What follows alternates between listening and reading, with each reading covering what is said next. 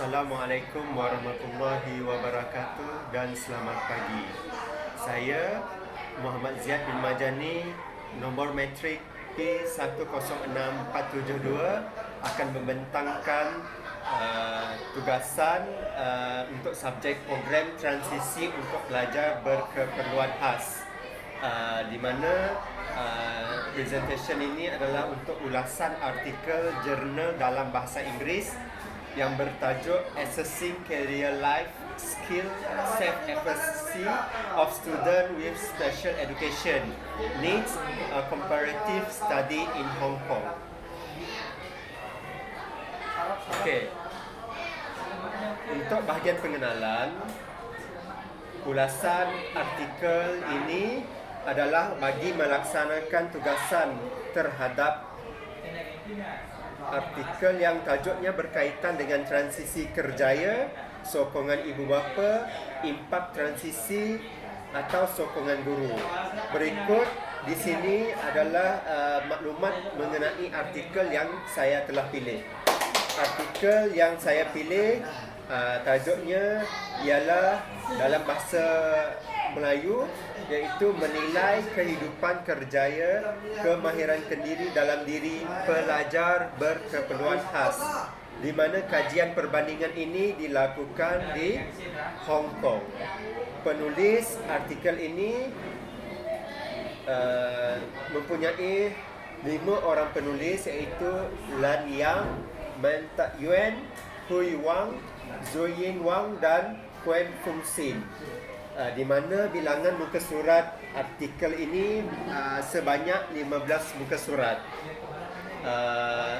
Sumber saya dapat artikel ini di mana saya mengambil dari MUN Careers for Students with Special Education Needs, Advancing Inclusive and Special Education in the Asia Pacific 2020. Okey, seterusnya kita masuk berkaitan dengan perbincangan dan ulasan artikel.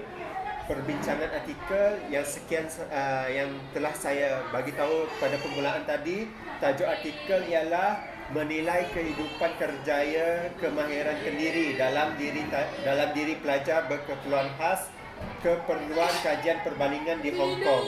Artikel ini adalah sebuah kajian penulisan Lan Yang, Man Tak Yuen, Hui Wang, Zoyin Wang dan Quen Fung Sin adalah untuk menilai kehidupan kerjaya kemahiran kendiri dalam diri pelajar berkeperluan khas, di mana mereka telah membuat perbandingan di Hong Kong.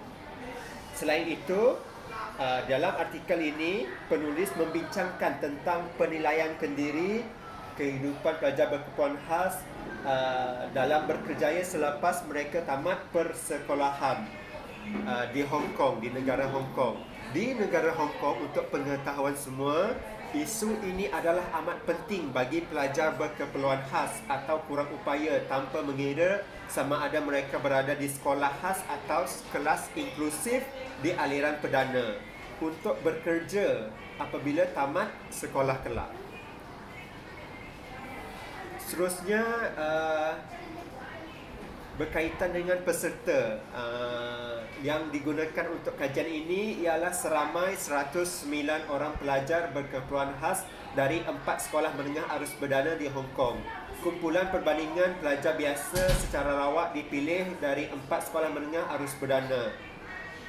Umur purata pelajar ini berkeperluan khas ini adalah 43% lelaki dan pelajar biasa 55% lelaki berumur 17 tahun, di mana mereka berumur 17 tahun dan 16 tahun. Semua pelajar yang dipilih dalam kategori MBK, iaitu pelbagai jenis yang dapat dikenal pasti, seperti spesifik kesukaran belajar, gangguan spektrum autism, kekurangan perhatian dan hyperaktif, kecacatan intelektual dan kecacatan fizikal. Okey, seterusnya instrumen yang digunakan oleh penulis. Instrumen yang digunakan oleh penulis untuk pengumpulan data, career development, self efficacy inventory untuk menilai kehidupan kerjaya, kemahiran kendiri dalam diri pelajar berkeperluan khas. Penulis menerangkan penggunaan borang ringkas CDSEI di Hong Kong dengan sampel pelajar berkeperluan khas dan sekumpulan pelajar perdana. Di dalam instrumen yang digunakan penulis untuk memfokuskan kepada maklumat mengenai pekerjaan, pengajaran kemahiran pekerjaan tertentu dan mengatur penempatan pengalaman pekerjaan. Selain itu, pelajar membantu pelajar membuat persediaan emosi dan sikap untuk memasuki dunia pekerjaan dengan merasa yakin dan berkebolehan. Okey, dapatan. Seterusnya dapatan analisis penulis menunjukkan bahawa kedua-dua kumpulan yang telah dipilih tadi melebihi purata skor keberkesanan diri kerjaya mereka. Pelajar dengan keperluan pendidikan khas dinilai sedikit lebih tinggi daripada pelajar biasa mengenai pencarian pekerjaan, penetapan matlamat kerjaya dan perancangan kerjaya, tetapi didapati amat rendah pada pemilihan latihan dan persiapan mencari pekerjaan. Akan tetapi setelah dianalisis, dapatan penulis mendedahkan bahawa intervensi yang berkaitan dengan kerjaya dan penggunaan sumber yang disasarkan untuk pelajar khas tersebut sangat penting dalam pengembangan keberkesanan diri positif mereka, dan guru harus memberi mereka kurikulum yang sesuai untuk mereka minat dan memenuhi keperluan khas mereka. Selain itu, penulis juga menyatakan kepentingan kajian ini, di mana kajian ini dapat meluaskan penyelidikan sebelumnya mengenai kerjaya pengembangan keberkesanan diri pelajar dengan keperluan khas dengan memasukkan kategori-kategori yang lebih luas jenisnya. Akhir sekali, penulis menyatakan cadangan untuk penyelidikan masa depan berkaitan tajuk ini untuk menilai status keberkesanan diri kerjaya dalam setiap kajian kategori khas berasingan.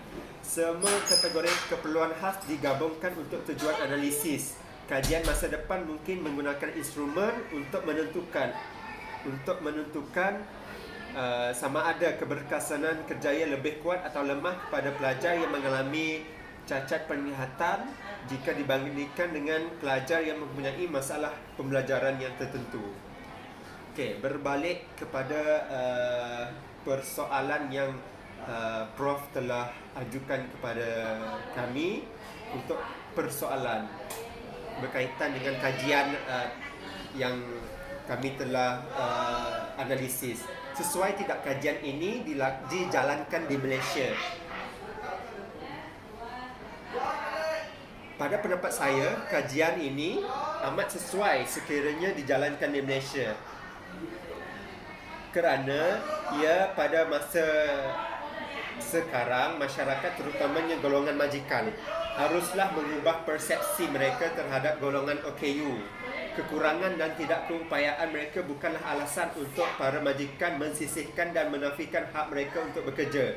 Sesetengah golongan OKU ini mempunyai kemahiran yang sama, malahan lebih baik berbanding dengan golongan orang biasa. Justeru tiada alasan untuk para majikan tidak mengambil mereka untuk bekerja di samping untuk menyumbang dalam pembangunan negara.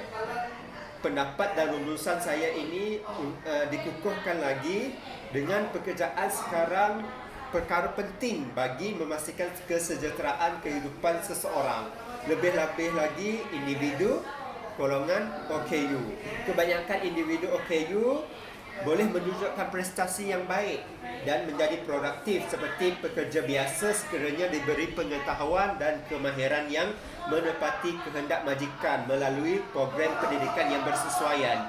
Justeru individu OKU yang bekerja boleh menyumbang kepada pembangunan dan penjanaan ekonomi menerusi bayaran cukai.